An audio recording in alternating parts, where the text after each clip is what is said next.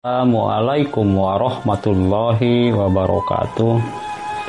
Alhamdulillahi wa kafa, sholatan wa salaman ala rasulillah wa ala alihi wa sahbihi wa man tabi'ahu bi ihsani ila yaumil qiyamah, amma ba'du.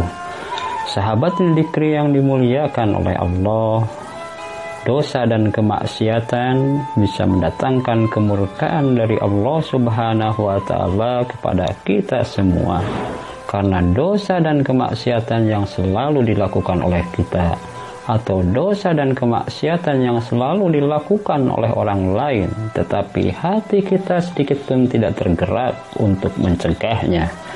Sahabat dzikri yang dimuliakan oleh Allah Subhanahu wa Ta'ala, Imam Ahmad dalam kitab Al-Juhudnya dari Qatadah menyebutkan bahwa Nabi Musa pernah berkata, "Wahai Robku, engkau berada di atas langit sedangkan kami di bumi, maka apakah tanda kemarahan dan keriduanmu?" Allah menjawab, "Jika aku menyerahkan urusan kalian kepada orang-orang yang baik di antara kalian, maka itulah sebagian tanda keriduanku kepada kalian. Dan apabila aku menyerahkan urusan kalian kepada orang-orang yang jahat di antara kalian, maka itulah tanda kemurkaanku terhadap kalian." Sahabat dzikri yang dimuliakan oleh Allah Subhanahu wa Ta'ala, Ibnu Abi Dunya dalam kitab Tarikh Ibnu Katsir menyebutkan, Allah mewahyukan kepada sebagian nabi, "Jika orang yang mengenalku berbuat maksiat kepadaku, niscaya aku akan menjadikan orang yang tidak mengenalku sebagai penguasanya." Bahkan Ibnu Abi Dunya menyebutkan dari Ibnu Umar, beliau menyandarkan hadis ini kepada Rasulullah Shallallahu Alaihi Wasallam, "Demi zat yang jiwaku berada di tangannya, tidak akan datang hari kiamat hingga Allah mengutus para penguasa yang pendusta, para pembantu, menteri yang durhaka, para penolong yang berkhianat, dan para cendekiawan atau ilmuwan yang zalim, serta para qori yang fasik."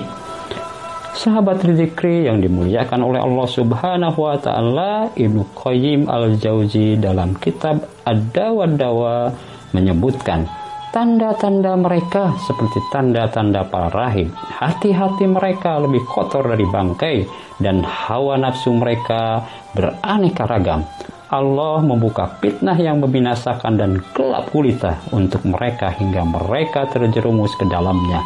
Demi yang jiwa Muhammad berada di tangannya, sesungguhnya simpul Islam akan terurai satu persatu hingga tiada lagi yang mengucapkan Allah, Allah, Allah.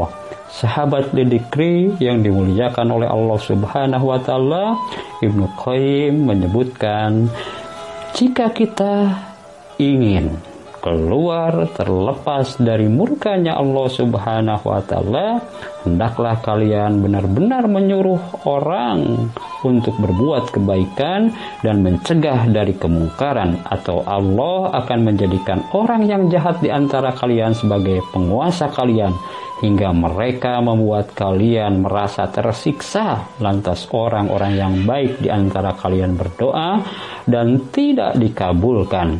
Sahabat dzikri yang dimuliakan oleh Allah Subhanahu wa Ta'ala, di dalam kitab Al-Musnad dari Urwah dari Aisyah radhiyallahu anhu, ia berkata, Rasulullah pernah mendatangiku ketika jiwa beliau sedang gundah. Melihat raut wajahnya, aku mengetahui bahwa ada yang merisaukan beliau.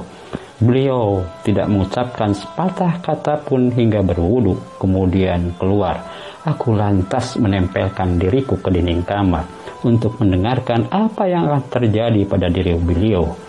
Beliau naik mimbar, mengucapkan pujian kepada Allah lalu bersabda, "Wahai manusia, sesungguhnya Allah telah berfirman kepada kalian, kerjakanlah amar ma'ruf nahi mungkar sebelum akhirnya kalian berdoa kepadaku tetapi tidak aku kabulkan, sebelum kalian meminta pertolonganku tetapi aku tidak menolong kalian, dan sebelum kalian meminta kepadaku tetapi aku tidak memberi." Sahabat dzikri yang dimuliakan oleh Allah Subhanahu wa Ta'ala, mudah-mudahan kita adalah hamba-hamba Allah yang diberikan kekuatan oleh Allah untuk selalu setia beramar ma'ruf nahi mungkar. sehingga kemurkaan Allah Subhanahu wa taala tidak datang kepada kita. Akhirul kalam, ihdinas siratal mustaqim. Assalamualaikum warahmatullahi wabarakatuh.